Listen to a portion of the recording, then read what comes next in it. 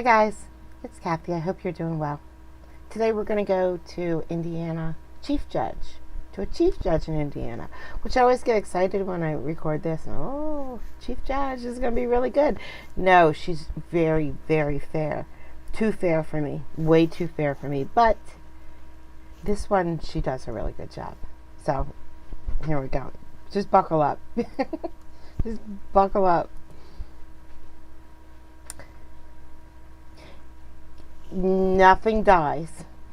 I'm going to leave it there just because I was very anxious watching this. Nothing dies. Okay, let's go ahead and call Mr. Bryant's case. Welcome, Mr. Bryant. This is 25 CR 4676. We're here for a preliminary hearing. I have Mr. Cohn, Ms. Gratiano. Welcome to everybody. I am ready to go forward with the preliminary hearing. Is there anything before we start? Welcome to people, Your Honor. Mr. Cohn? Which people filed an amended complaint information yesterday afternoon. First is a preliminary hearing. We don't object to the way it's did and kind of clumped into one count. But I think that if this were to go to a jury, we would probably have to instructions regarding which one of the predicate offenses they're relying on. Okay, so for today's purposes, I'm going to just be using the newest amended complaint. And I'll grant the motion to amend. I just want to make sure I have the right one. Yeah, I did file a couple, but the most recent should have 3 predicate offenses listed in counts 1 and 3. Enjoy the normalcy while you can, because we're about to walk into a hearing that just enjoy how normal it is right now. Just breathe, relax, and enjoy. And count 2 as a COV should reference count 1.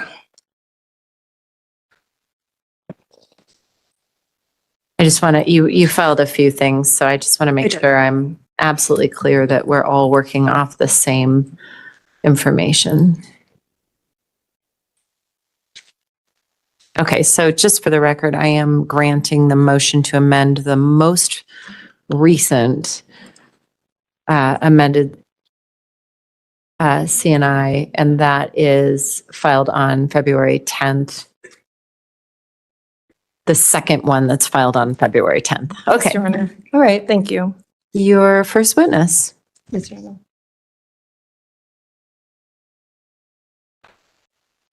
Thank you. This is just the prelim. Okay. So it's not going to be guilty or innocent today. It's going to be, can we move forward? Sure.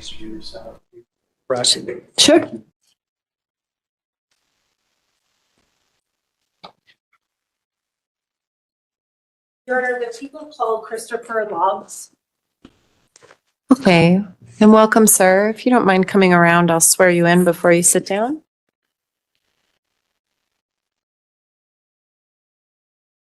I swear to tell the truth, the whole truth, and nothing but the truth. Thank you so much. Go ahead and have a seat.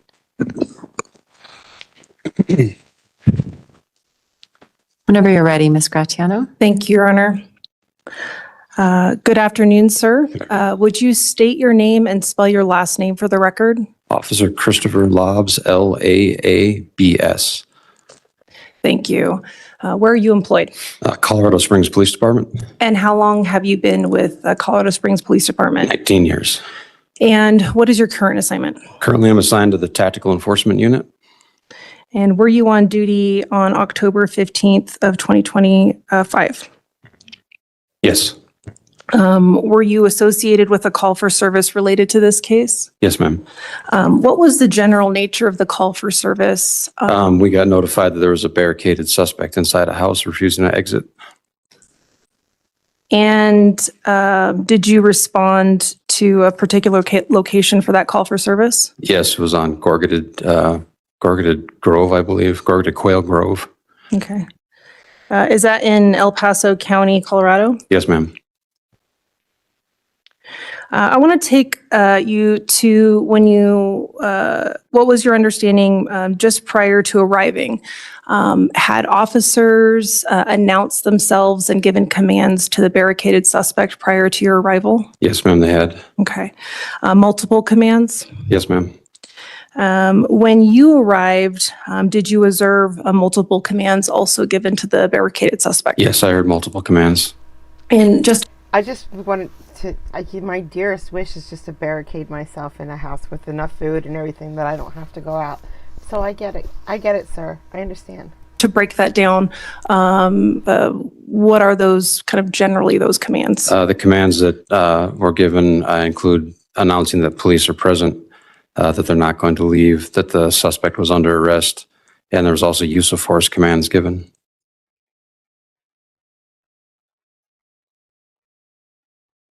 As you arrived on scene, fair to say that there were a number of law enforcement officers present? Yes, ma'am. In terms of what you saw and observed in relation to the residence and its location, are you generally familiar with that, although it's been a few months? Your Honor, permission to approach the witness with what has been marked as People's Exhibits 1 through 3 previously shown to counsel. You may. Thank you.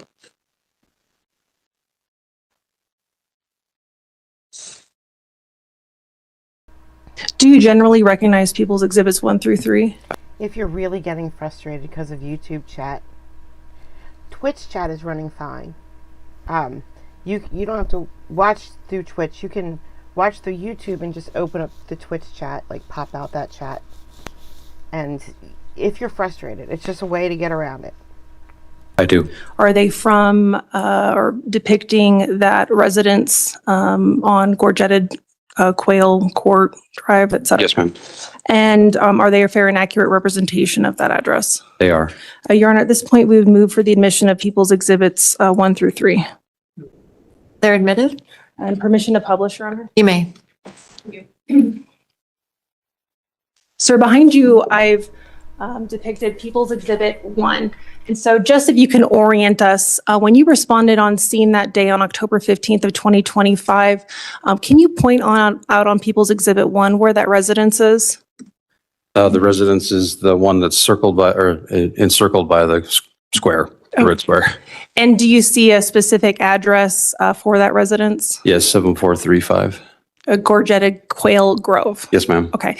And can you point out for the court the main road that appears at the kind of going at the very top of Exhibit 1? What road is that? Woodman Road. And the road that's going on the left side of Exhibit 1, what road is that? Black Forest Road. Okay. And so when you arrived, Who thought that was a great camera angle for witnesses? with your unit, whereabouts, if you can generally orient the court, did you position yourself? So directly to the west of the address of 7435, on the, I would say, the southwest corner. Okay. And so west on this would be just to the left of that residence as it's highlighted in red? Yes, ma'am. All right. When you were outside, is it fair to say you guys were kind of in a staging area? Yes, so we staged a little bit down the street and then moved up towards the containment positions that were around the house. Okay. In People's Exhibit 2, sir, is this the front of the residence? Yes, it is. It is, okay. And so as you approached that residence with your unit, did you hear anything specifically as it relates to sounds with regard to a garage door? At one point, we heard the garage door opening and closing. Okay. Was it your understanding that somebody was trying to remotely open that garage door? Yes, it was. And who was trying to remotely open that garage door? The victim. Would be the person that lived at this residence? Yes, ma'am. And you noted that the garage door opened and closed. Were officers ever able to effect entry through the garage door? No, we were not. Why? Every time the garage would open, it would immediately close again, and just never got to the point where we could even wedge anything in there or make entry into it with our bodies. Okay. Were there any other sounds that you heard after the garage door was closing? I heard like crashing or smashing noises coming from inside the garage. Okay. And I'm going to direct you to People's Exhibit 3. Is this showing on the left side of People's Exhibit 3, that front door to the residence? Yes, ma'am. Can you explain to us what you saw and observed in terms of affecting entry through that front door? We moved up to the front door with the expectation that the homeowner had remotely unlocked that door. When we got to the door, at one point, we found that it had been locked again. We presumed it was by the suspect. When we did make entry, we used a ram to force entry after gaining consent from the homeowner to make forceful entry into the home. And then we staged at the front door, and I gave more commands at the open front door. Okay, and so just in terms of more commands, can you explain to the court what those specific commands generally were? Yes. So I made loud announcements verbally saying that, police were on scene and that anyone inside needed to come to the front door and comply with commands of officers. Doing so, we could guarantee their safety. If they failed to do so, we could not guarantee their safety, and tactics and force may be used against them. Okay. Is something like a drone used with barricaded suspects ever? We have used drones, yes, ma'am. And in this case, was that a tool that law enforcement tried to employ that day? I believe so. Was it effective? To my understanding, it was not. Okay. Do you have a general understanding of why it wasn't effective? I don't recall, no. What about in terms of use of a canine? So based on the conversations we had with our supervisor, a canine was determined to be able to be used in this call. At the front door, I believe I also gave canine warnings into the residence as well. Okay. And a canine unit responded to that residence. Who was that canine handler in the unit specifically? Officer BJ Comstock. Okay. And what is the dog, the canine that Officer Comstock His partner's name is Rome. Rome? And was that the only canine that responded on scene that day? I believe so. Okay. Based on the information that you received while you were present prior to entry of the home, was it the understanding that there was only one barricaded suspect inside? Yes, ma'am.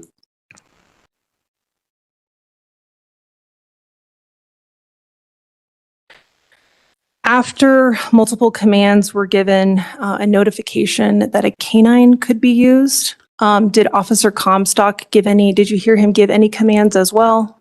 Or notifications? I don't recall based on the circumstances of how it happened. But can you verify that use of a canine was provided to the barricaded suspect? Yes. Okay. I want you to take us to the point at which you observed the canine deployed. Can you explain just generally for the court where you were? Were you outside of the residence or were you inside? Yes, we were still outside the residence. We saw the suspect kind of run by in front of us and run upstairs.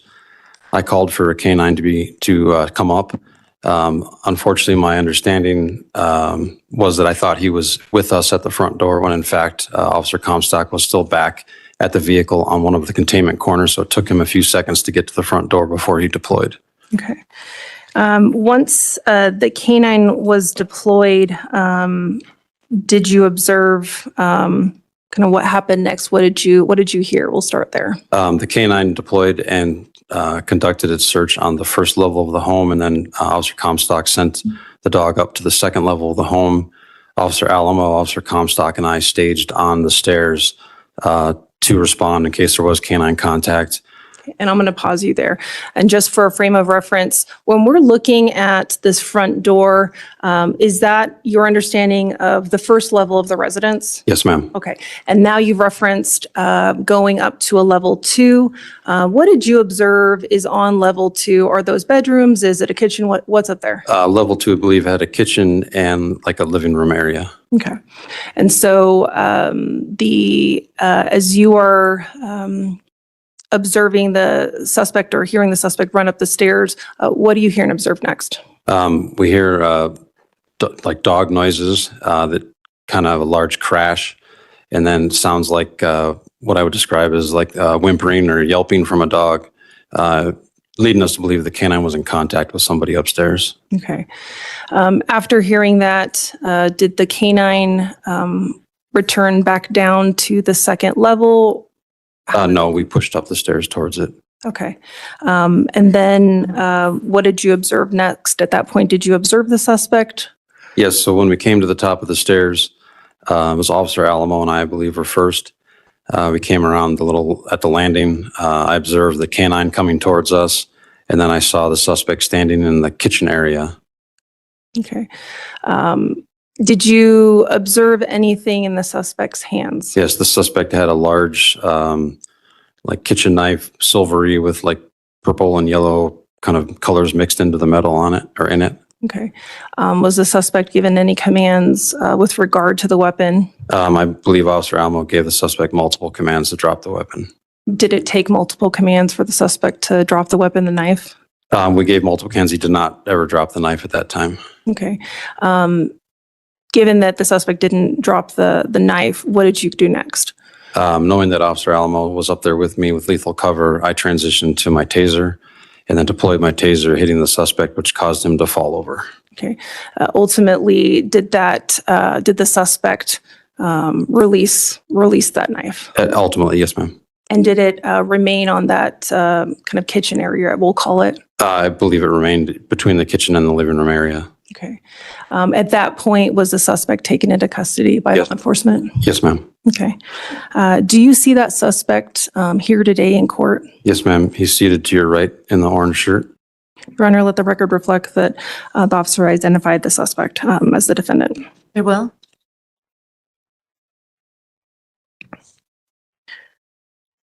Did you at any point see Rome come through that kitchen area and out of the residence? Yes, I saw him come through the kitchen area past me. Yes, ma'am. Okay. Did he walk on his own or was he carried out by anyone? So Officer Comstock actually scooped him up in his arms and carried him out of the residence. Okay. You're not a veterinarian. Correct. Was it apparent to you any significant injuries that you observed? It was very apparent that he had been significantly injured. Yes, ma'am. Was the presence of a lot of blood? There was a lot of blood. Yes, ma'am. Okay. Were any kind of significant amount of blood dropping in the scene, kind of around that area as Officer Comstock was removing Rome from the residence? Yes, there was a lot of blood throughout the entire residence parts I had been in that I saw. Okay.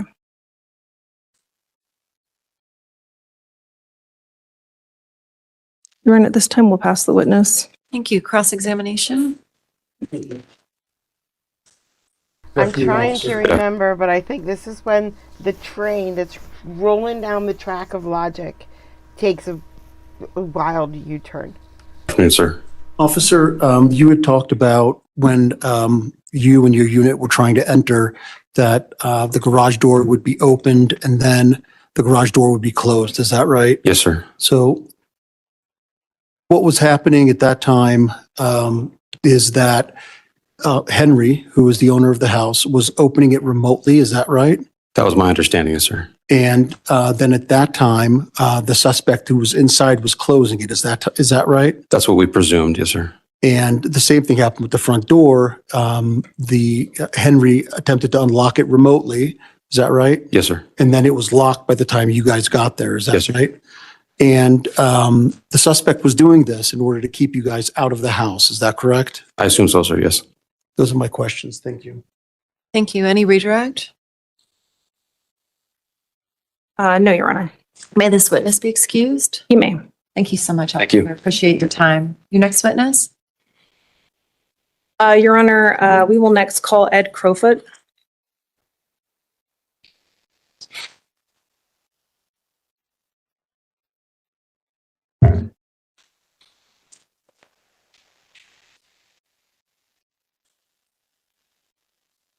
Welcome. If you don't mind coming around here, I'll swear you in.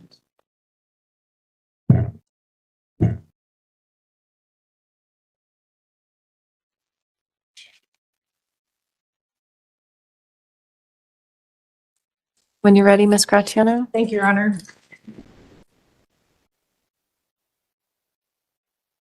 Good afternoon, sir. Good afternoon. Would you state your name and spell your last name for the record? Yes, it's Detective Ed Crowfoot, Crofoot. And where do you work? I'm currently assigned to Colorado Springs Police Department Violent Crimes Section as a detective. And how long have you worked in that unit?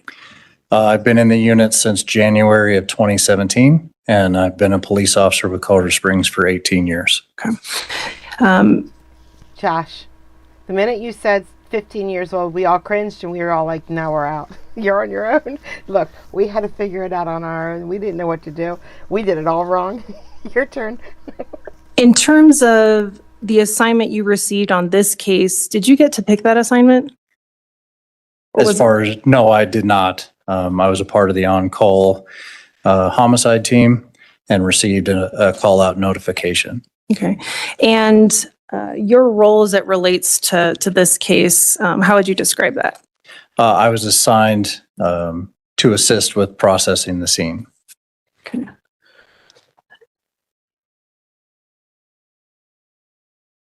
And when did you arrive to process the scene? Was that same day of October 15th, or did you arrive later? It was October 15th, just before 3:30 in the afternoon. I arrived at the Gorge Tit Trail address. Okay. Your Honor, permission to approach the witness with what has been marked as People's Exhibits 4 through 22 previously shown to the defense. You may.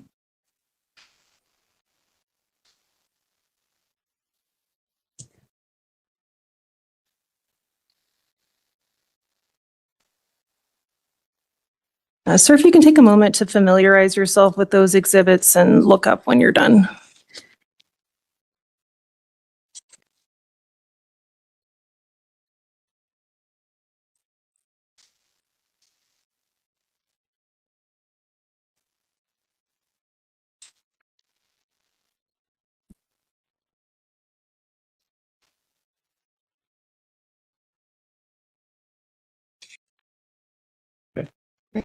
Are those generally photos that you saw and observed of parts of the scene, specifically the residents that day? They are to include the diagram that I generated based upon my scene processing and my experience on that scene. I generated that diagram, and then those photographs are depictions of what the scene looked like that day on October 15th. Okay. And would you describe that as fair and accurate? Yes. Your Honor, at this time we'd move for the admission of People's Exhibits 4 through 22. They're admitted. And Your Honor, permission to publish. You may.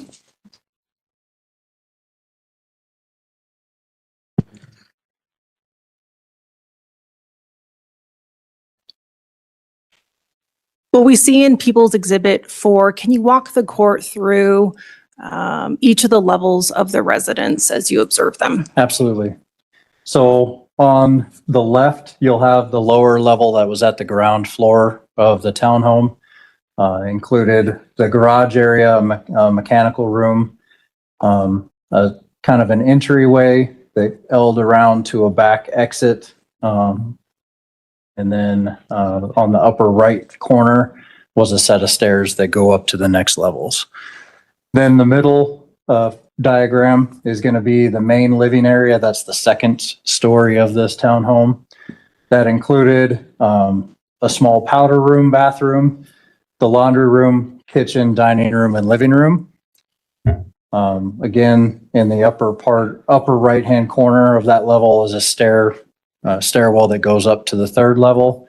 That third level contained the 3 bedrooms and 2 bathrooms on that uppermost level of the townhome. Okay. And when you arrived on scene, did you also document the outside area of that residence? So yes, we did walk around the exterior. We had been advised that there was a broken window on the ground level that entered into the main hallway of that main ground level just beyond the door. That'll be this window depicted here. So the frame of the window had been slid up, but there was the bottom lower pane was broken. I was advised by the patrol officers on scene that that sledgehammer that's depicted here in the bottom of the photograph near the window screen, that sledgehammer was collected by patrol officers due to the fact that there was lots of people moving around the scene in the chaoticness. They wanted to preserve any trace DNA or trace evidence that would be on that item. So patrol officers on scene collected that and secured it in a patrol vehicle. Okay. And just for purposes of the record, the witness has been describing People's Exhibit 5, Your Honor. You've just kind of described sledgehammer that was collected by patrol. In People's Exhibit 6, is that a photograph of that item? It is, yes. Okay.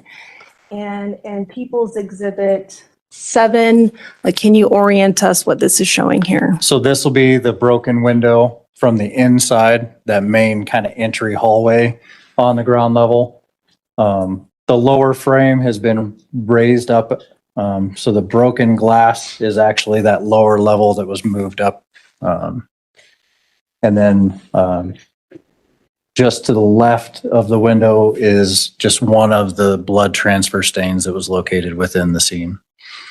And is this the general understanding that this is how the suspect was able to gain entry into the residence? This was the only access point that showed signs of forced entry, and none of the patrol officers and none of the tactical enforcement officers used any sort of force to gain entry into the house. So the window was broken prior to police arrival on scene. Okay.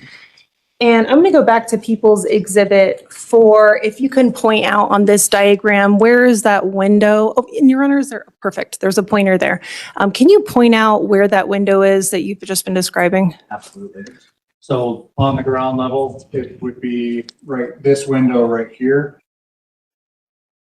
Right, and you're pointing to the left side of People's Exhibit 4, the lower level diagram. That's correct. Okay, great.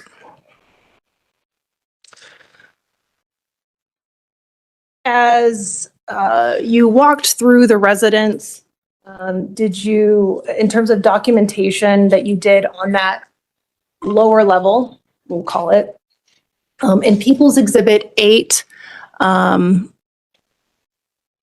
going to flip back to People's Exhibit 4. Yes. Where is Exhibit 8? What is it depicting? So this photograph was taken from this open doorway here, looking into the garage. And in that photograph, you'll see multiple blood transfer stains and basically handprints in blood all across the garage door, the vehicle door. And then there's some blood stains on the door frame on the person door going into the garage. Okay, and so showing People's Exhibit 8 that includes those markings that you noted on the door frame, and in the back, I guess towards the center of the photo, we can see some of the garage there. In People's Exhibit 9, what are you documenting here? So this will be the garage door opener control button that is just to the left. So if you were walking into the garage through the person walk door from the inside of the home into the garage, this was located just to the left on the wall. So you could open the vehicle door to the garage. And then there was some blood transfer stains and a black like oily residue. Okay, and this would also be the button you would push if you close the door, right? Correct. Exhibit 10, we're still in the garage. What are you documenting here? So this will show the automatic garage door opener in the garage for that vehicle door.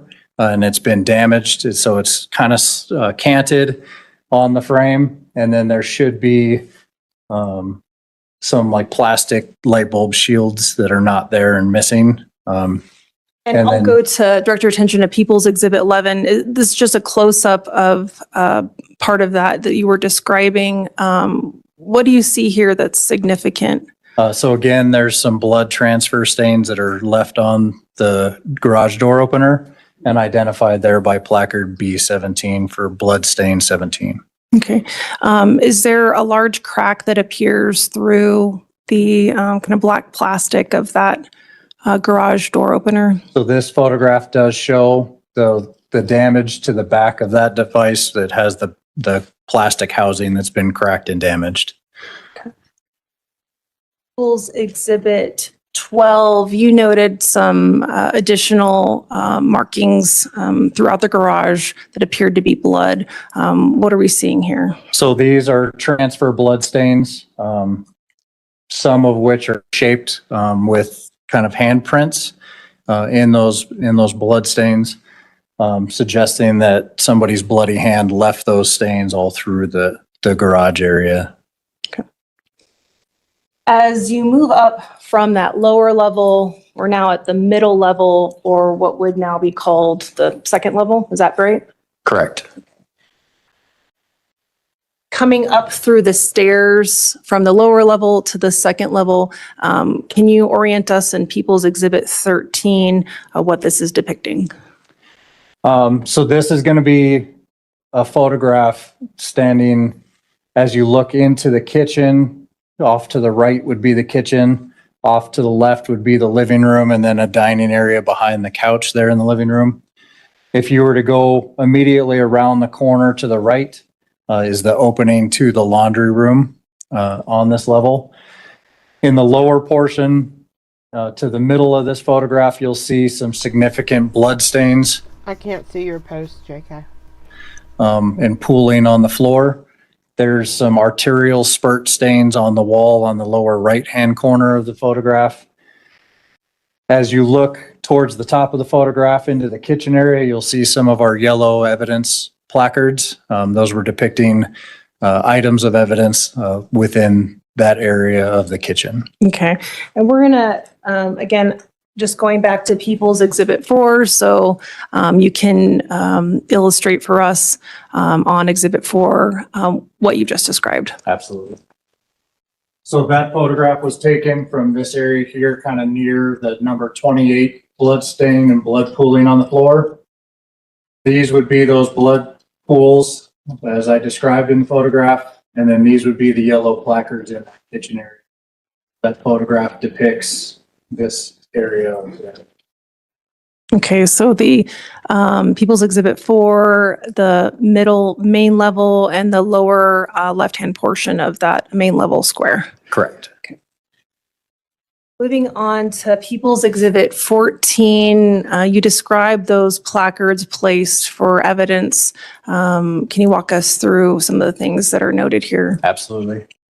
So the yellow placards were identifying actual physical items of evidence within the scene.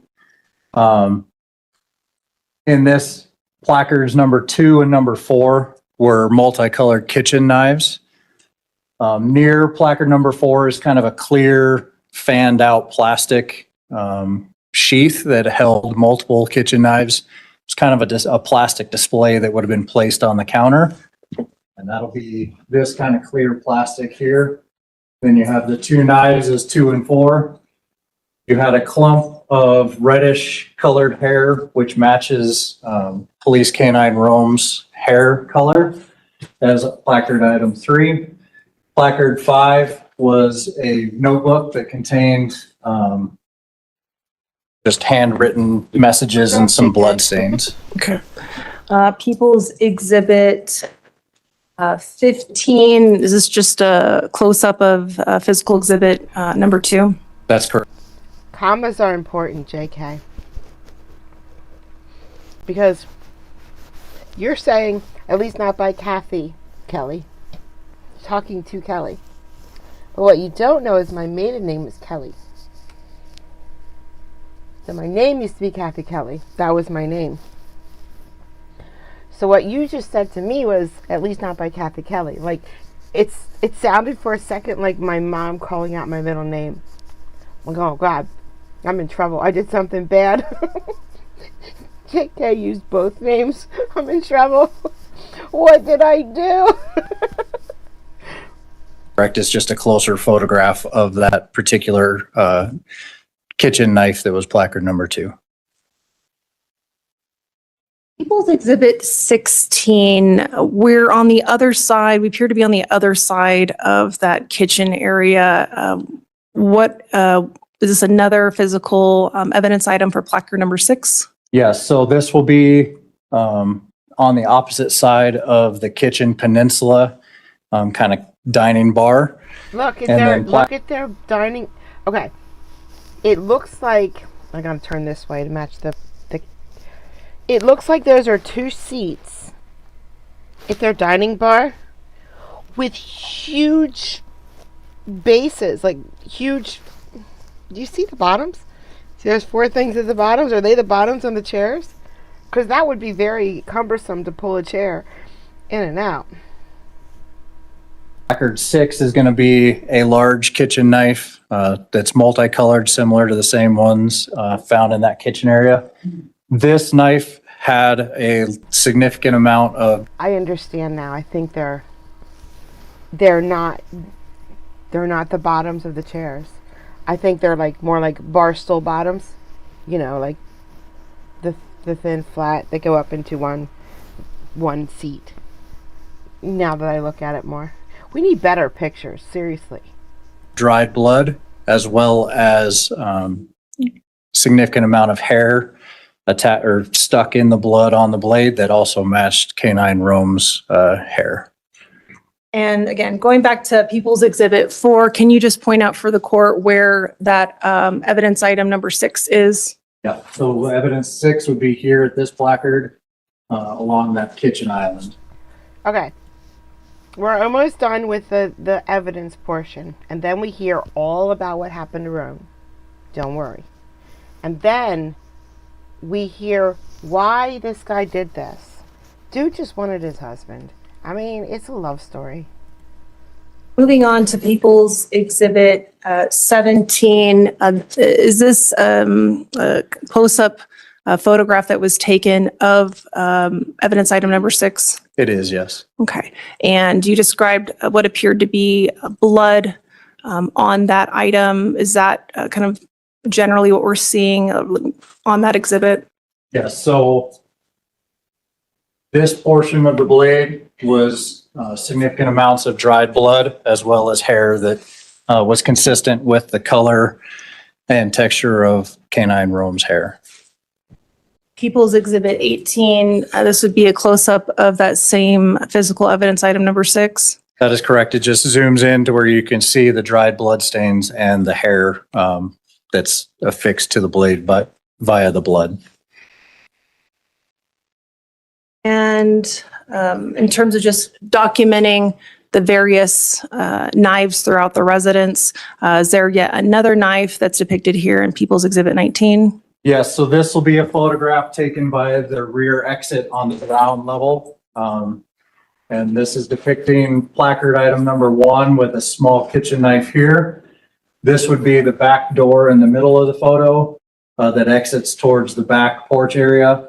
Within the photograph, along the wall surfaces and on the glass of the door are additional blood transfer stains. And those transfer stains were very similar throughout every level of the house, on the ground floor, on the main level, and in the bedroom level of the home. No, think about it this way, JK. Let's say you're at home and you have 3 dogs. They're running around for all day. Then you make yourself a bowl of soup and you're eating your soup and you taste it. You have a hair in your soup. You don't have a fur in your soup. So you gotta give it to them that if they can have hair there, they can have hair here. Although he should be saying clumps of fur. He should be saying fur.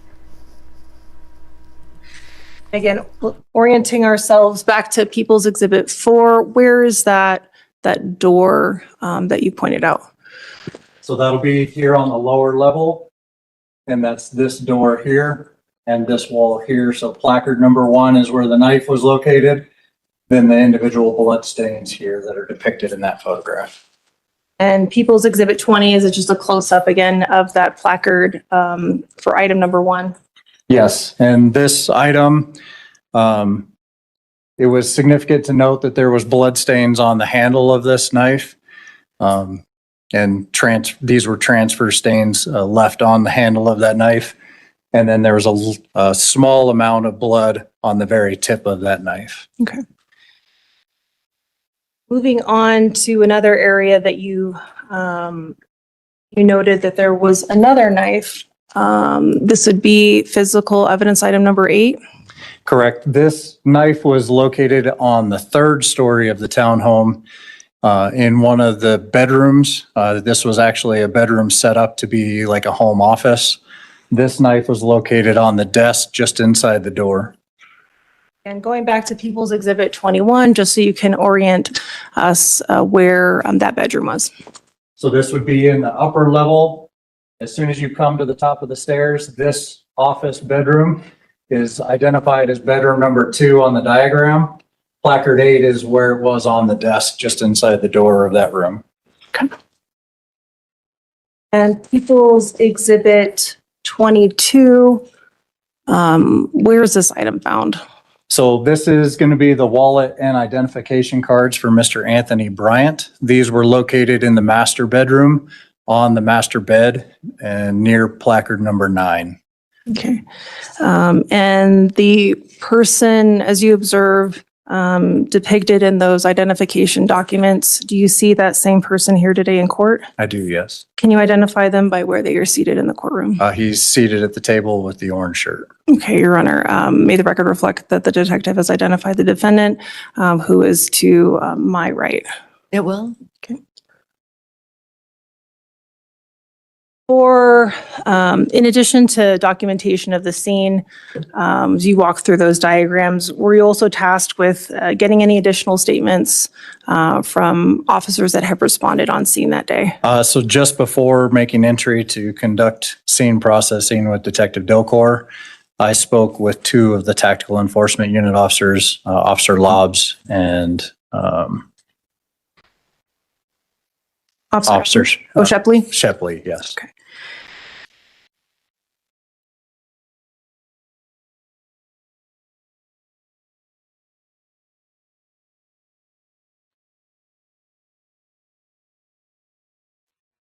Your Honor, we'll pass the witness. Thank you. Lafayette, but Cross-examination? he's not allowed to come here. I'm going to show you why. Good afternoon, Detective. I'll Good be right afternoon, back. sir. I'm going to show you why. Detective, this was you were part of the major crimes team that responded, is that right? That is correct, yes, sir. And the lead was Detective Ashmore, is that correct? That is correct. However, there were a number of other detectives that were on there as well. But your assignment was primarily the scene, is that right? It was. I was there to assist Detective Delcor with this scene due to the significant amount of bloodstains and documentation. I was there to help assist as a scene detective / kind of a support detective as we move through that scene. And you also interviewed some of the officers, tactical enforcement unit people that were there just to get an idea of all the information that they had, is that right? That is correct, yes, sir.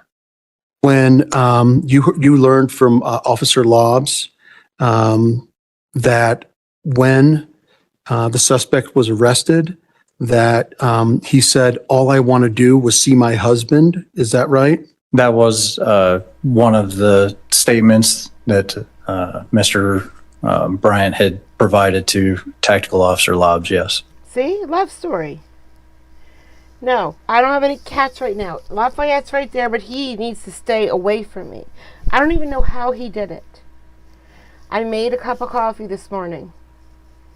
I sat it on the dresser. I came over to my computer to work on a video. I heard a noise. The coffee cup is in the same spot that I put it down. It didn't fall on the floor. It didn't fall over.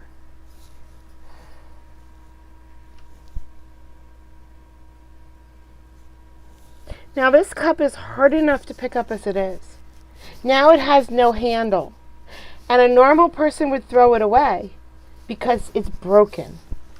It's a broken item.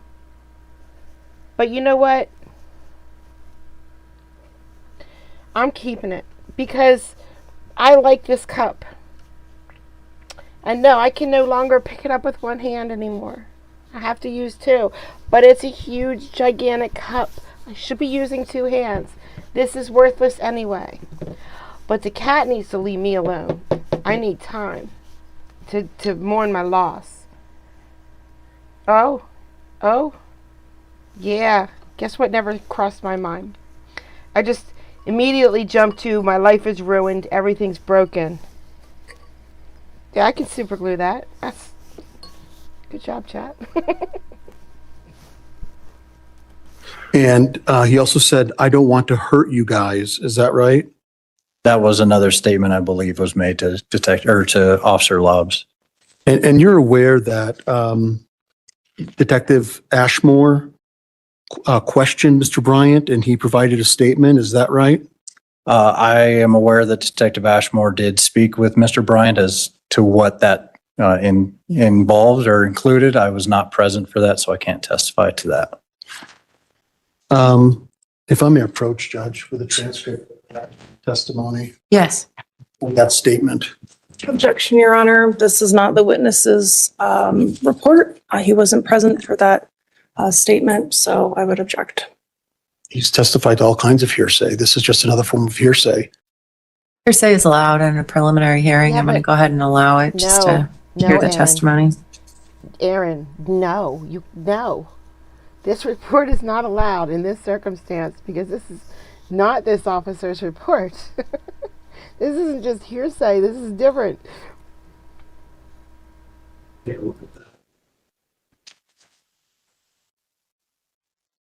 And does what I handed I you, is love it that. a page, With a gold. report 18 Yes. pages long? It is 18 pages that was drafted and submitted by Detective Ashmore, yes. If I did that with everything that is broken and I've repaired, JK, everybody would think I was Midas. Everything I own is cracked or repaired. I'd like to start at page 4 of 18. I'm sorry, strike that. 6 of 18. Okay. Detective Ashmore asked him basically about the situation, what was going on and why he was there. Is that right? So I've never seen this report. If you give me a moment, I'll try and review that page.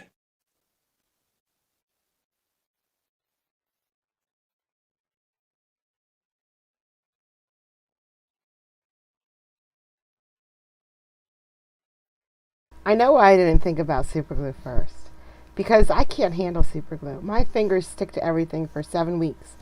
Once I try to use superglue, it gets in my hair, on my eyelids, in unmentionable parts. Superglue everywhere. My cats are going to be stuck together if I try to fix this cup.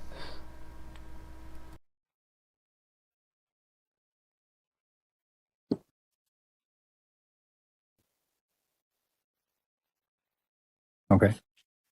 And when he was questioned about why he was there, what he indicated to Detective Ashmore was that his husband, Henry, was dead and he just wanted to be with him. Is that right?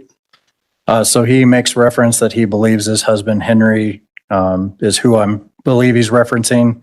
He doesn't actually state Henry's name, but says that he's dead and continues as Detective Ashmore was asking where that would have been. He describes at his house, wherever he got it and where he broke, and then stops his statement. And a little bit farther, or on page 7 of 18, right in the middle, Mr. Bryant indicates that he believes that his husband was killed by zombies. Is that right? Those are statements that Mr. Bryant made to his beliefs to Detective Ashmore. And a little bit farther down, Objection, Your Honor. This is outside of the scope of today's hearing. Doesn't go to probable cause. There are other areas where this may be relevant to a determination for a pleading, but not for purposes of a preliminary hearing. What's your purpose in introducing this, Mr. so Cohen? Judge, part of it was going to be in my argument that I provided case law onto the court just before lunch. But in order to prove either of the burglaries, What the district attorney needs to prove is with intent to commit criminal tampering, criminal mischief, or animal cruelty for either of those. And the intent of why he was in there is critical in the court making the determination as to whether they met the elements for either criminal tampering, criminal mischief, or animal cruelty. Now, there's going to be a separate argument later on that the intent needs to be formed before the entrance, pursuant to case law, but the intent of what he's doing there is relevant to the court. He's wrong on every single thing that he said. Bringing zombies in at this point of a preliminary examination is incorrect. You don't bring your defense in. Right now we're just figuring out, is it probable this man did this crime or not? If it's probable, we go further. Then you have your defense. So him thinking his husband was killed by zombies is irrelevant to where we're at right now. But what he just said is the most interesting part of this whole trial. He just said, the law says that you have to form intent before you go in and commit the crime. So if you don't have intent, then they can't charge you with that. So he had to have intent to do this before he went in there and into his... So this is his husband's house, but this is not his house. Okay? They are separated. And this house was never his house. Your Honor, Mr. Cohn has elicited those statements, but I anticipate that he's going to elicit more statements that don't go to that specific element. So we'd ask that Mr. Cohn move on. I am going to... Because intent is one of the elements that I have to find probable cause exists for, I'm going to allow the questioning about statements that may have indicated the defendant's intent and the timing of that intent, because that, of course, is going to be important, that he formed the intent to commit, for example, criminal mischief prior to the burglary, prior to entering. That can be Mr. Cohn's position, but that's not the current status of the case law. So we can address that after. Okay, that sounds fine. And I'm going to go to page 370. I think that's where I was asking you about. Gretchen, would it be okay if I question him from up there? I think it might be a little quicker if I just... I know there's 2 counts of burglary and 1 count of animal cruelty. I don't know if there's more charges. Here's why I'm pretty confused, because they didn't explain it well through all those freaking words that they used. There were handprints of blood all along the garage. So it's not probable. Yes, the dog was stabbed pretty freaking bad. We're going to have a vet come up on stand next. She's going to tell us about the dog. Yes, the dog was stabbed really bad and there was a lot of blood with the dog. But that was up on the 2nd level in the kitchen. And the police sent the dog in. Then they heard the dog cry, and then they went up, and then they got the defendant. So there was no time for him to stab Roan and then go down into the garage and put the bloody prints all over the wall. So where did the blood come from? Did he hurt his husband? I don't know. Or did he hurt himself? Either are possible. When you're in a manic, psychotic episode like this, who knows? Anyway, so I know it's 2 counts of burglary and 1 count of animal cruelty. I don't know what the rest is, and I don't know where that blood came from. Direct him to the statements I'm asking him about. Any objection to that, Ms. Gratiano? My objection still stands to this, but I understand the court's reasoning to allow hearsay. Is Detective Ashmore going to be testifying today? No. Okay. Yeah, go ahead. You can. So Detective, on page 370, if I can have you review this part right here, a little bit more than halfway down, the statement by Mr. Bryant.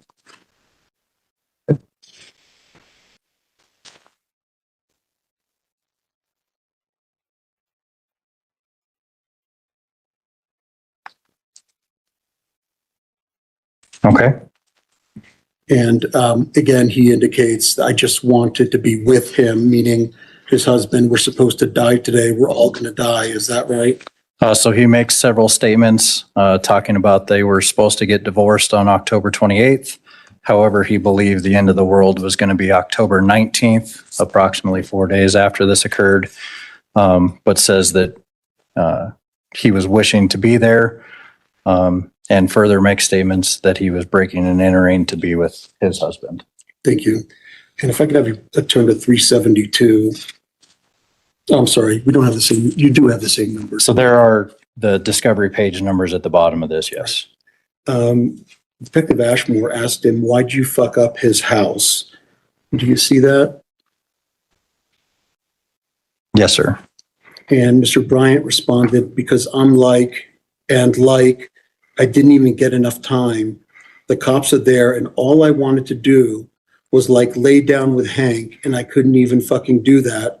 So I was trying to keep them from getting into the house because I wanted to be with my husband. Is that right? That is the quote that he made to Detective Ashmore. A little bit farther down, it indicates, the question by Detective Ashmore is, why'd you break the garage door? And Mr. Bryant responds, because they were trying to fucking get into the house. Is that right? That is correct, yes. On the next page, page 373, Detective Ashmore asks, other than laying with Hank, like, what was your intention going over there today? Do you see that question? I do, yes, sir. And Mr. Bryant answers, I wanted to spend the rest of my life in his house. I didn't want to be alone in my house anymore. I just wanted to be with Hank. Is that right? That is correct. And Detective Ashmore then asks, well, and so did you have any intention of going over there, harming anyone or anything today? And his answer was no. Is that right? And I'm the looking for question that is right question. here. Okay.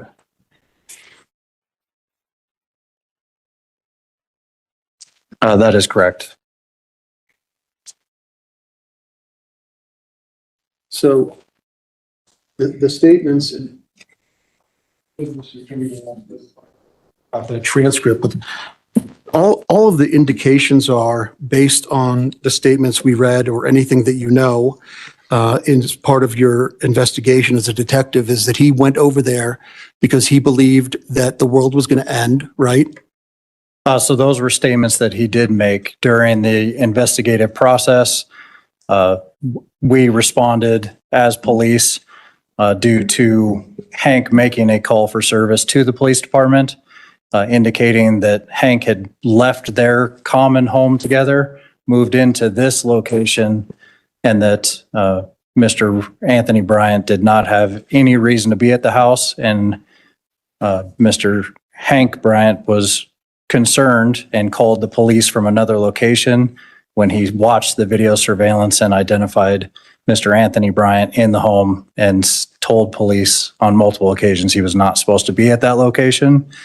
And yes, during the interview with Detective Ashmore, Mr. Anthony Bryant did make statements that he believed the world was going to end. He believed that Hank was deceased and just wanted to lay with him at all costs. And that's why he was trying to prevent police officers from coming in, was specifically to so he can lay down with Hank. Is that correct? That was the kind of context of the interview conducted with Detective Ashmore. Yes. Let me have one minute, Judge.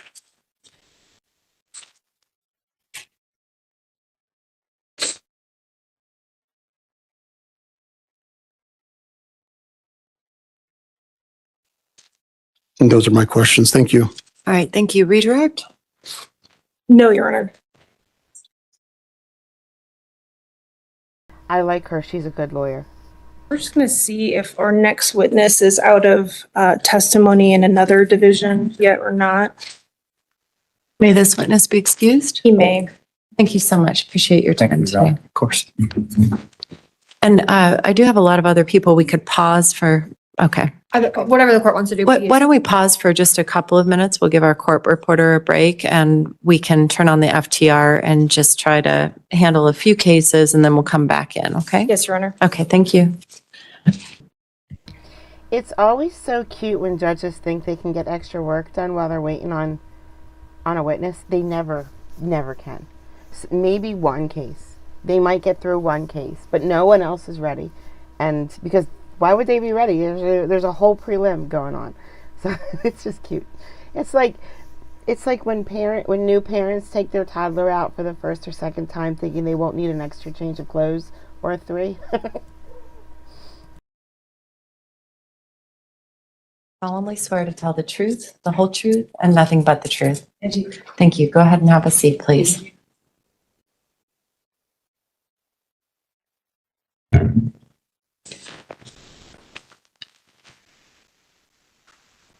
Good afternoon. Good afternoon. I'll give you a moment to. Just need a little water.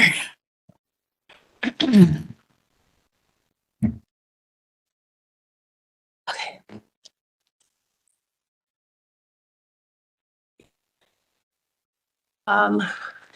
Would you state your name for the record and spell your last name? Yes, my name is Dawn Ramirez, Ramirez. And where are you employed? I am employed with the Colorado Springs Police Department, And how long have you worked there? approximately 21 years. And what is your current assignment? I'm currently in patrol. Specifically as it relates to your work in this case. What do you mean you are in patrol? You've been there for 21 years and they haven't promoted you at all yet? Girl, find a new job. What specifically were you assigned to do?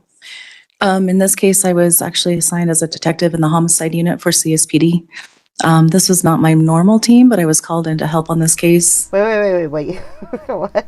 How are you called in as a detective if you're on patrol? Did you get demoted? Did she get demoted?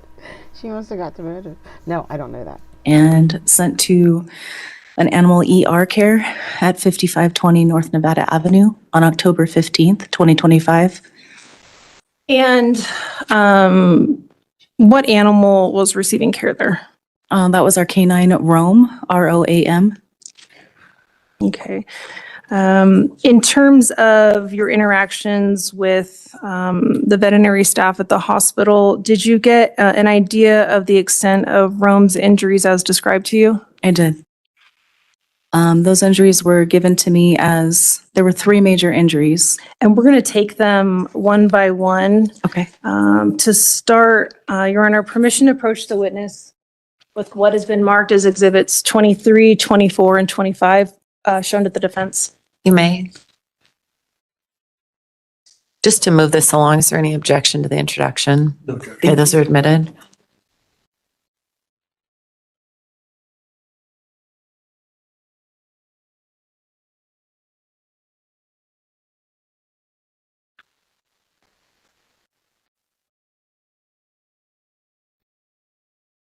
And so I want to take the injuries as described to you one chunk at a time.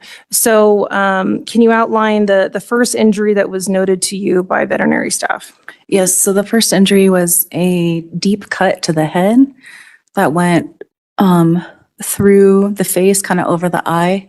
It was deep enough that they were concerned about nerve damage. Okay. And so to be clear, as described to you, it wasn't a superficial cut to the face. No, and it was probably approximately 6 inches long. Okay. And did that require stitches? I don't know if I would assume so, but I don't know. Okay. Aside from that and potential nerve damage, what was the next area of injury, main injury that the doctor noted? So the next injury that was described to me was approximately 8-inch deep cut to the neck. Okay. And an additional injury suffered elsewhere on the canine. Yes, so the third injury was the worst. The third injury ended up being, they said 12 to 14, approximately 12 to 14 inches in length. And it went from the left hind leg all the way up the abdomen, enough to where it disemboweled the dog. Okay. In addition to each of these specific injuries, did the veterinarian note what they suspected those injuries to be caused by? Yeah, so I specifically asked what she thought that kind of the mechanism of injury was, and she stated something long and something sharp. Okay. As a result of that third injury that you noted, laceration over the left hip that extended into the abdomen, did that cause additional medical care? It did. In order to save his life, it's kind of the way it was told to me, they ended up having to amputate that left hind leg. Based on the nature of the injuries, did the veterinary doctor indicate whether or not there was a significant amount of blood that was lost? Yes. Yes, there was a significant amount of blood that was lost. I saw it in the officer's canine car. I also noticed in the medical records that came back, there was a statement about having lost so much blood that it wasn't even, his wounds weren't even bleeding until they put more blood into him and then it started bleeding. Okay. Was there any indication that blood transfusions were needed as part of Canine Roam's care? Yes, so they were running out of blood. I don't know how it happens, but I guess an all call went out to all the canines. So we had El Paso County Sheriff's Office, Fountain Police Department, and then CSPD canines came in to be tested for their blood type. And then if they matched to what Rome's blood type was, they took some blood from them. There was, I believe, 12 canines that came in. 6 of those were a match. Okay. And so those 6 canines that were matched then were able to donate blood that Rome Yes. could use. Yes. Okay. During the initial care of Rome at that facility, was he essentially in very critical care? Yes, it was critical. Okay. Yeah. And to clarify, ultimately, the medical intervention, was that able to keep Rome alive? Yes. Okay. Thank you, Your Honor. We'll pass the witness. Okay, thank Oh, you. I'm sorry. I want to publish the exhibits just for Okay. the witness. Sorry. Ma'am, I'm just going to depict, these are previously admitted exhibits by stipulation behind you, just so that we have this and you can identify them for the court. People's Exhibit 23, is this something that was taken off Canine Rome? It was. Okay, is this kind of a harness? So this is his canine harness. What's interesting about it is that you can see these 2 areas here, the straps where they were cut. That was actually done for medical intervention. But you can also see that it's clearly stated that he's a police canine, and that would sit on either side of his body here. Okay. And in People's Exhibit 24, there's a photograph of another area of the harness. Where is that sit on the canine? Yeah, so this would be kind of on his chest area, so it would come down here and come across his belly. Okay. And then, Sorry, go ahead. besides the blood, so when I collected it, there was a lot of blood. I had to let it dry overnight before I went back to it. But when I went back to it the next day and kind of looked at it, I did notice that there was actually 2 separate cuts. You'll see in the upper, maybe left of that M, there's a cut there. And moving on to People's Exhibit 25, you're describing some cuts that you noted. Was this one of those cuts? Yes, you'll see, and I don't know if you can see it from here, but there's that first cut there, and I kind of bent the harness a little bit so you could see it a little bit better. And then it skips, and then there's another cut over there on that top. Okay, great.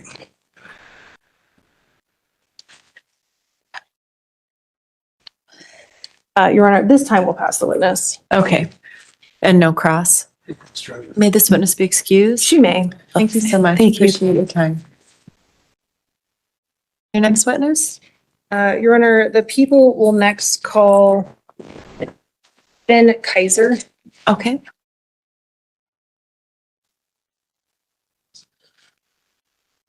They have those little doggy legs on wheels that seem to work well. I hope Rome gets one of those.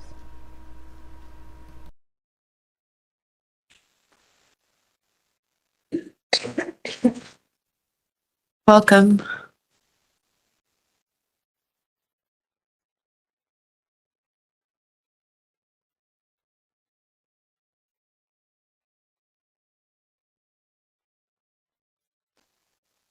All right, Ms. Graziano? Thank you. Good afternoon, sir. Afternoon, ma'am. Would you state your name for the record and spell your last name? Stephen James Kaiser, Kaiser. Thank you. Where are you employed? The Colorado Springs Police Department as a detective in the Domestic Violence Adult Sexual Assault Unit. Okay. And how long have you been in that unit? Approximately 18 months. Okay. And how long have you been with the Colorado? 18 months isn't bad, but can you imagine being in that unit for 10, 15 years? Springs Police Department? Since the end of 2018. Okay. Specific to your work as it relates to this case, were you tasked with following up on particular witnesses? Yes, with Henry. Okay. And just for sake of clarification, does Henry go by Henry Cates? I listed him in my report as Henry Bryant, but yes, I believe it's Henry Cates. Okay. And you had an opportunity to speak with him? Yes, ma'am. Okay. I'm going to refer to him throughout the questioning as Mr. Cates. Did Mr. Cates indicate the residence that he specifically lived at? Yes, ma'am. And where was that? Mind if I look at my... Would that refresh your recollection? Yes. Your Honor, may the officer or detective refer you his report to refresh his recollection? You may. Just look up when you're done.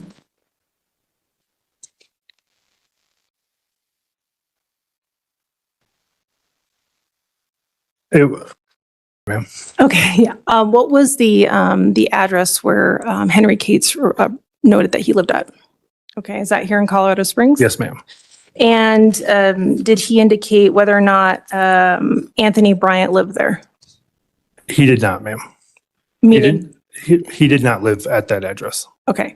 And did Mr. Cates indicate if he was in a prior relationship with Mr. Bryant? Yes, ma'am, that they were married approximately 2 years, Okay. 2.5 years. Were they still married or were they going through kind of a separation or divorce? They were process? going through the separation process. Okay. Divorce process, they were separated, yes. Okay. In terms of Mr. Cates, on October 15th of 2025, at some point, did he become aware that Mr. Bryant had broken into his residence, Mr. Yes. Cates' residence? Yes, ma'am. He saw doorbell video of Mr. Bryant at the address. Okay. And did Mr. Cates indicate that he had given Mr. Bryant permission to be there? No, the night before he had told him to leave Okay. and that the relationship was over. Okay.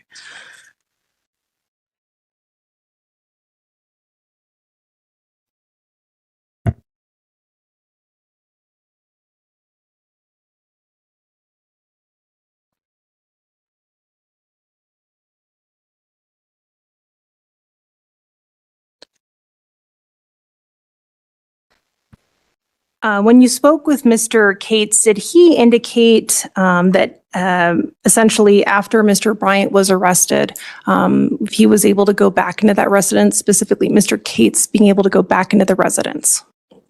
I don't understand your question. What I'm asking is, and I can ask more directly, did Mr. Cates remark about anything that was now different in his residence after Mr. Bryant was taken out of that residence? That it was, the windows were broken, the doors were covered in blood, walls were covered in blood. Okay. Did he remark about a garage door kind of being broken? Yes, ma'am. He mentioned in the second interview that I did with him that, yeah, the garage door was all beat up. Okay. And to be clear, was any of this in a state that Mr. Cates had left it prior to leaving the residence on October 15th of 2025? No. Okay.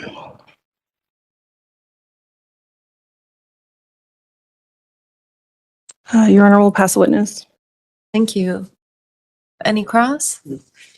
May this witness be excused. You may, Your Honor. Thank you so much. Very much appreciate your Thank you, ma'am.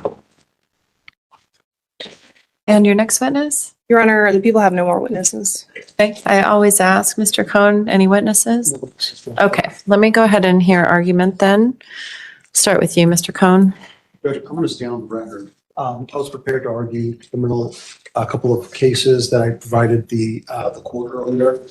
The district attorney provided me a case where I questioned whether that's still good law or not.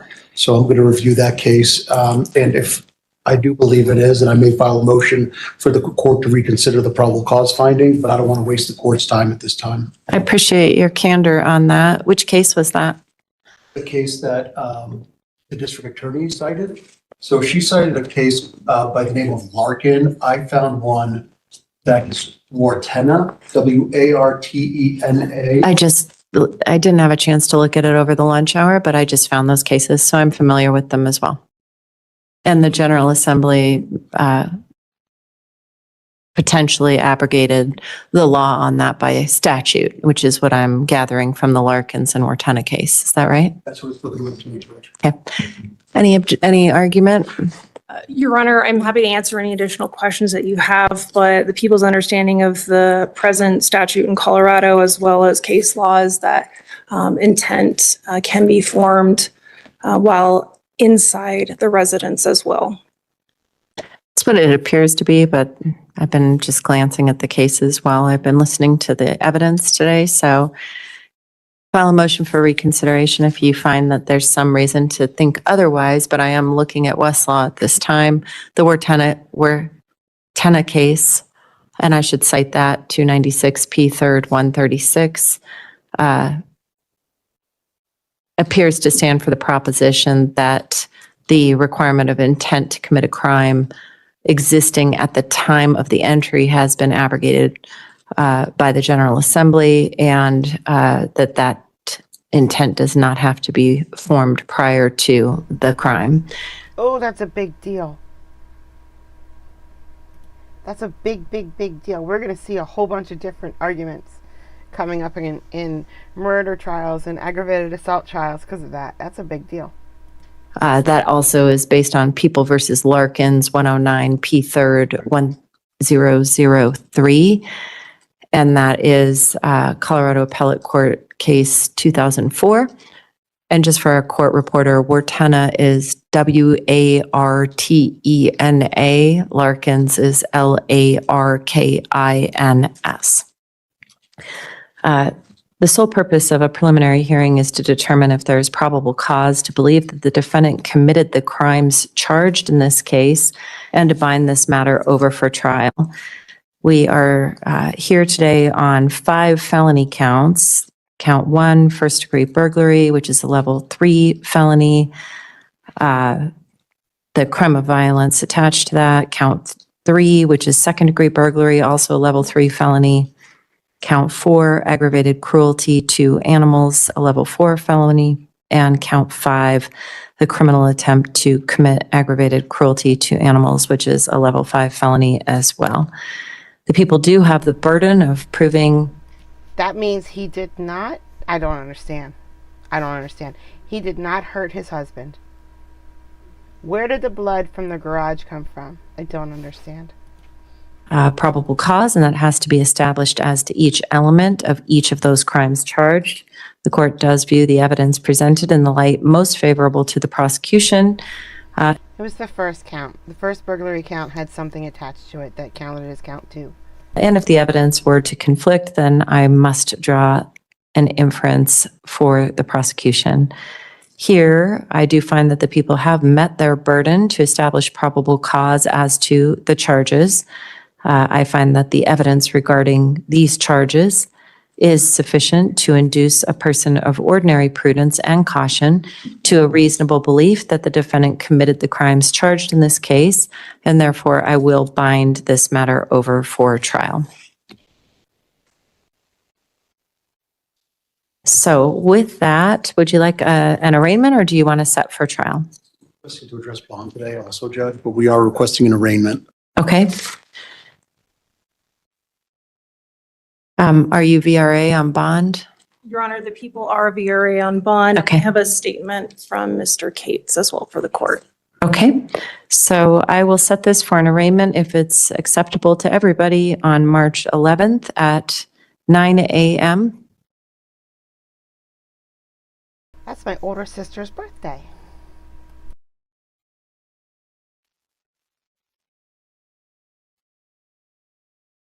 Ms. Graziano? Your Honor, the people can accept that date. All right, Mr. Bryant, that is a final arraignment.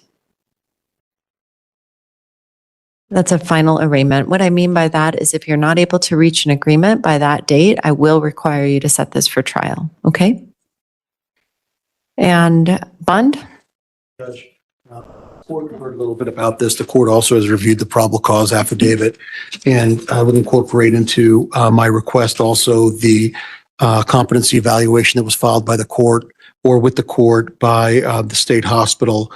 Mr. Bryant is 37 years old. He is an E7 in the military, and he has 0 prior criminal history. Now, understanding that this is potentially an aggravated case, I would ask the court to consider that based on the probable cause affidavit, the information contained in there, we didn't get into it too much during the preliminary hearing. It wasn't quite as relevant as it is for the bond argument, but it was very, very clear, and it is very, very clear that Mr. Bryant suffered a psychotic break on that day, and he was in an active state of psychosis at the time that this happened. The court knows that at this point, Mr. Bryant has been put on psychiatric medications and he was found competent. Additionally, I met with Mr. Bryant yesterday and he has explained that they modified his medications one more time and he's doing very, very well. He is no longer hearing the voices. He is no longer having the delusions.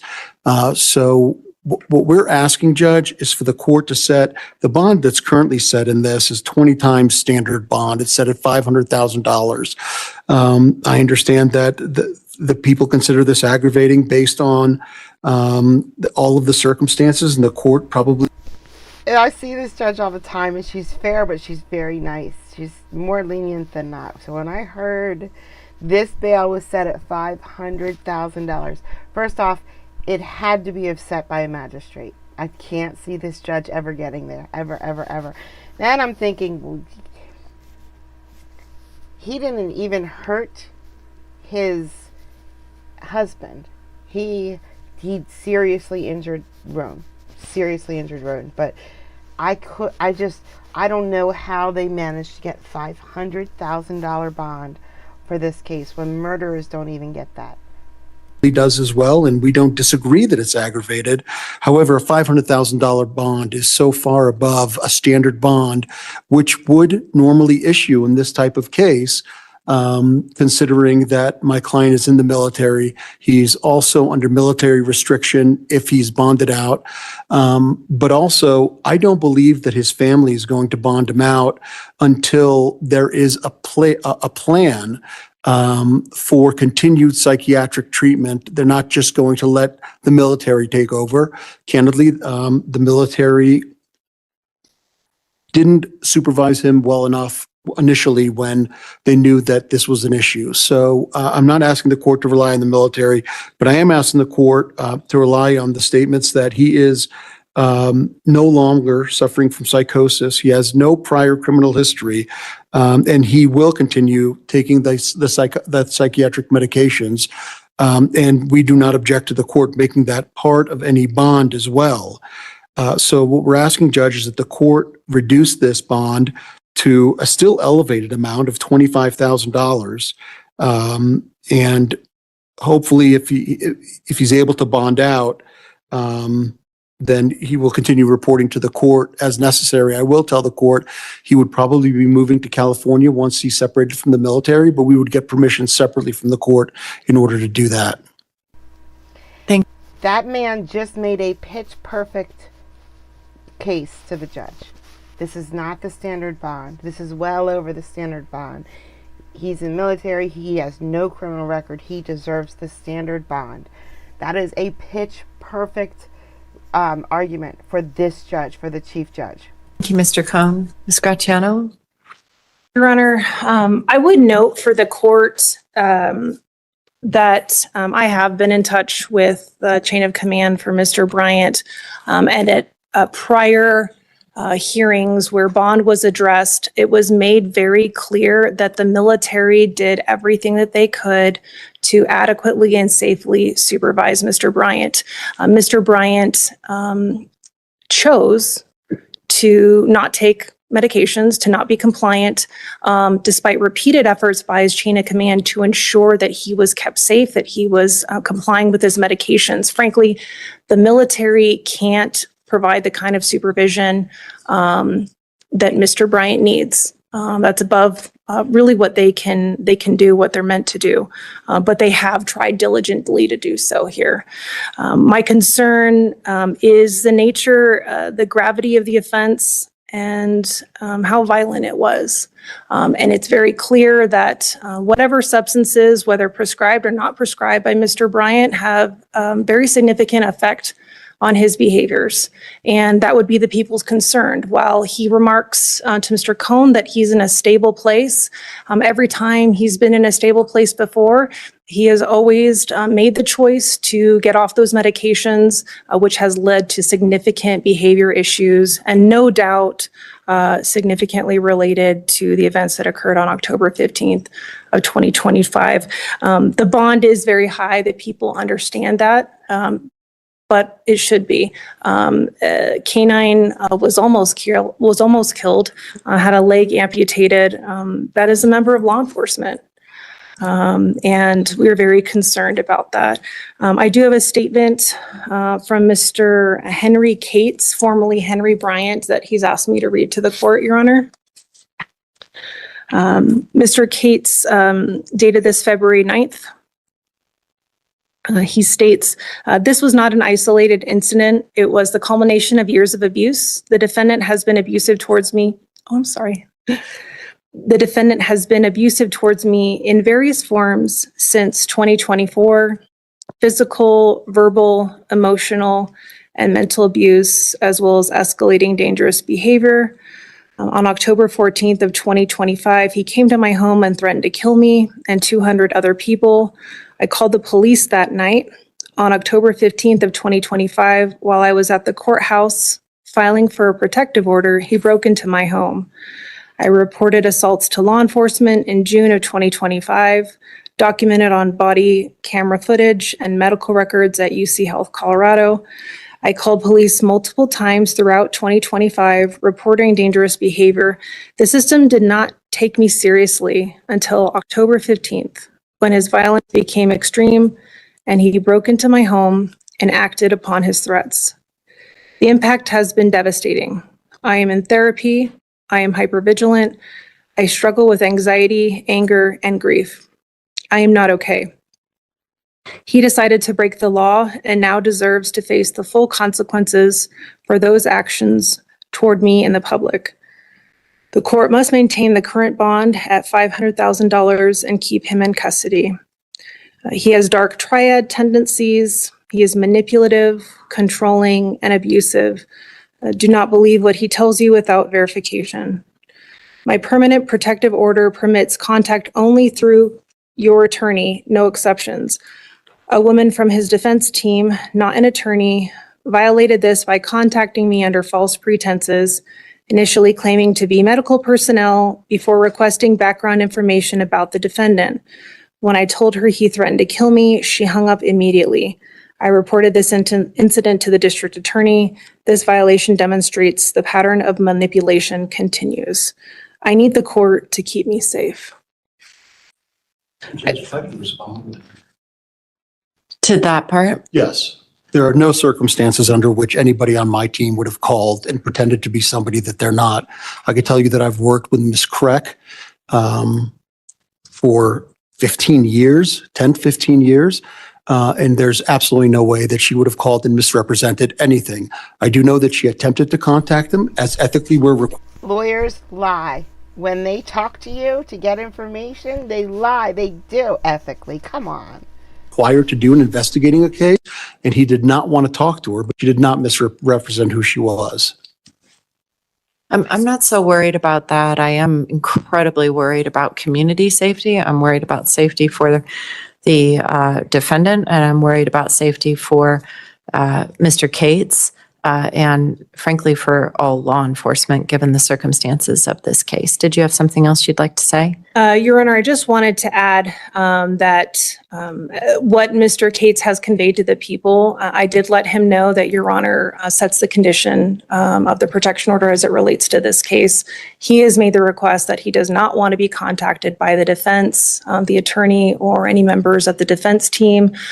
I told him that I would let Your Honor know that, but that is ultimately your decision. Let me talk about the protective order in a minute. I think I see Mr. Cates, who's online right now, and I've heard your statement. But let me talk about the bond first. They did get someone else to call him. They're going to tell you in a second. But what do you mean you don't know what the Susquehanna River is, JK? How can you not know? Isn't it world famous? The bond is extremely high. It is a $500,000 bond, but I see the reasons for that. The circumstances in this case are tremendously aggravated. The behavior is extremely dangerous. The harm to the canine law officer could have been fatal, probably should have been fatal, except for the work of the veterinary specialists. The harm that Mr. Cates is describing and the concerns for his safety are also very concerning to me. The competency evaluation mentions several things that also cause me additional concern. One is for the concern for the safety of the defendant who expressed suicidal ideations, etc. Also, the fact that he doesn't appear to have been continuing with his psychiatric treatment as prescribed, and that eventually contributed to the events that took place in this case. The fact that he is purported to have not been taking his medications is extremely concerning if he were not on bond and not under the supervision of the jail. I also have extreme concerns about the allegations in or the findings, let me say, in the competency report that he was actually suffering from drug-induced delusions and hallucinogen abuse.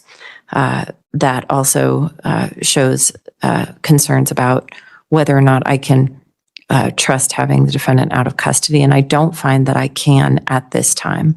Mr. Cates has described that these are not isolated incidents. That's Mr. Cates's statements, but the evaluation from the medical provider in the competency evaluation, as well as the facts and circumstances that have been described to the court and shown to the court through the preliminary hearing today, are concerning enough that I'm going to respectfully deny the request for the reduction in bond. Now, let's talk about the protection order. Let me have a look at it and see what it says right now. Are you objecting to any modification of the protection order? I mean, it would. I know that you've had someone try to reach out to him. He's expressed that he does not want to speak with defense counsel or investigators. I'm assuming that you are not going to be reaching out to him again, and that's a moot point. That's correct. Okay, so I'll just note that for you, Mr. Cates, because I believe that you are. Is he still online? Let's see.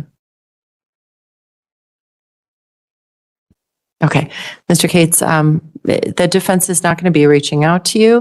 If someone else purports to be associated with the defense, please contact the DA's office, and I'm sure that they will look into that. But otherwise, I do trust Mr. Cohn's representations that he will not be reaching out to you, no one will be reaching out to you, and that nobody's done that improperly.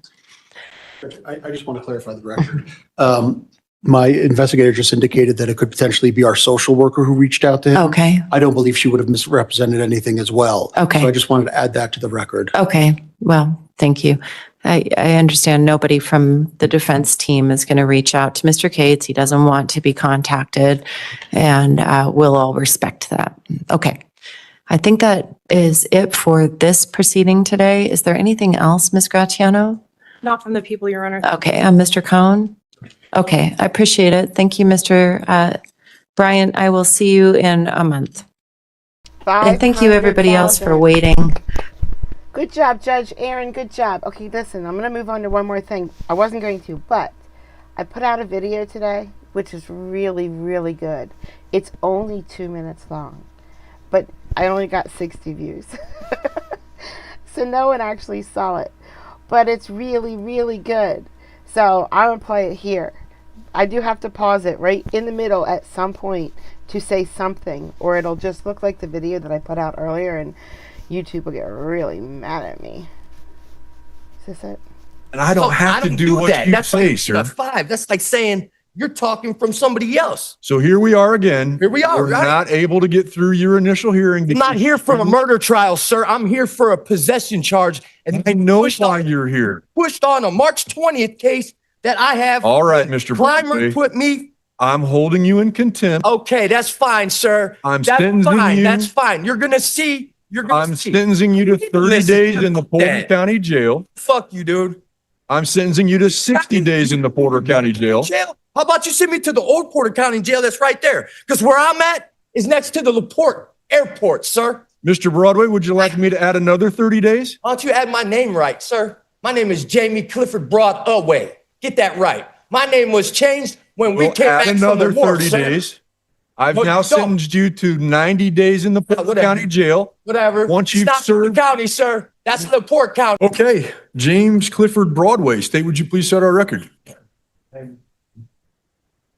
Yes, Your Honor. Thank you. This is State of Indiana versus James Broadway. And I don't have to do what you That's say, like, sir. 5. That's like saying you're talking from somebody else. So here we are again. Here we are, We're right? not able to get through your initial hearing. I'm not here for a murder trial, sir. I'm here for a possession charge. And I know pushed why on- you're here. pushed on a March 20th case that I have. All right, Mr. Clymer Broadway, put me. I'm holding you in contempt. Okay, that's fine, sir. I'm That's sentencing fine. you. That's fine. You're gonna see. You're gonna I'm see. sentencing you to 30 Listen, days in the Porter Dad. County Jail. Fuck you, dude. I'm sentencing you to 60 days in the Porter County Jail. Jail. How about you send me to the old Porter County jail that's right there? Because where I'm at is next to the LaPorte Airport, sir. Mr. Broadway, would you like me to add another 30 days? Why don't you add my name right, sir? My name is Jamie Clifford Broadway. Get that right. My name was changed when we We'll came back add from another the war, 30 sir. days. I've No, now you don't. sentenced you to 90 days in the Porter whatever. County Jail. Whatever. Once you've Stop served- the county, sir. That's LaPorte County. It's already been Would verified. you like me to add another 30 days, sir? Fuck you, 30 days. I'll add another 30 days. Fuck you. We've sentenced you to 120 days in the Porter County Jail. Once you've served that term, we'll sentence you to another 30 days and 6 months in the Porter County Jail. I see I might have made a small error in cutting that. We missed a part, and we had one part twice. But that's okay. It was 2 minutes of your life. All right? It wasn't perfect. I'm not AI. I'm not perfect. I'm full of issues. But it was still good. I love Judge Fish. I do love me some Judge Fish. Yes, I do. All right. That's right, Eric, with a K. Everybody, not everybody, a large amount of people say when I say my name is Kathy, is that a K or a C? So I'm used to that. But imagine if your name was Leniki. Was I even close? Did I even say it even close? You have to change your whole name so that you can talk to Americans. Guys, thanks for coming out. I appreciate it. I'll see you all in a few hours. Just kidding. Go to bed. Do not come tomorrow. Go to sleep. I'll see you next time I see you. All right? Bye, guys. Thank you so much. I appreciate it.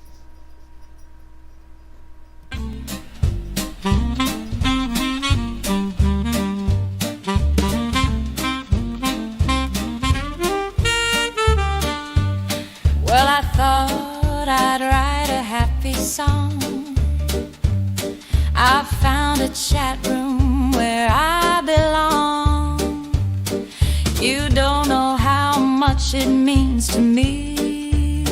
With such a groove, I'm less lonely. Oh, Kathy's the creator. She's leading the way. At court vibes, we laugh and we stay. Her smile shines bright. She's got that grace. Come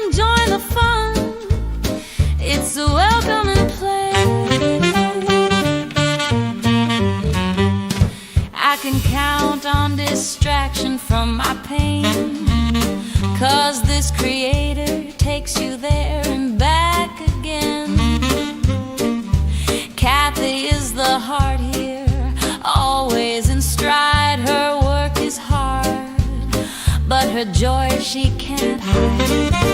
Oh, Kathy's the creator, she's leading the way. At court vibes, we laugh and we stay. Her style is classy, she's always top shelf. Don't take my word, come and see for yourself. Her cases are new with a twist or two.